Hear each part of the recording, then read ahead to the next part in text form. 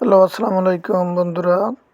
আমি গিয়েছিলাম কৃষি মেলায়। দেখেন কৃষি মেলায় কত সুন্দর তাদের আম নদী, সাগর, খাল, বিল এঁকেছে এবং তারা প্রাকৃতিকভাবে তৈরি করেছে এবং এই পাশে দেখেন একটা কৃত্রিম দোকান।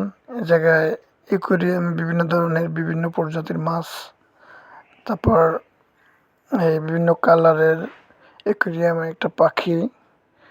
দেখেন বিভিন্ন ধরনের বিভিন্ন কালারের পাখি আছে, এ জায়গায় মাছ আছে, এ জায়গায় মাছগুলা বিভিন্ন কালারের।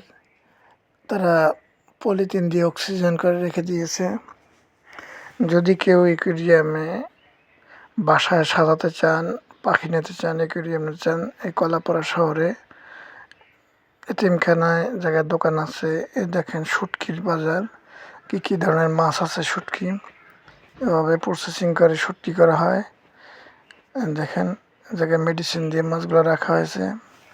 দেখেন বিভিন্ন জাতের শুটকির মাছ এবং এই শুটকিগুলো বেশিরভাগই কুয়াকাটা থেকে আনা হয়। জায়গায় আমাদের কলাপাড়া থেকে কুয়াকাটা খুবই কাছাকাছি এবং বিভিন্ন প্রজাতির শুটকি আপনারা যদি নিতে চান নিতে পারবেন।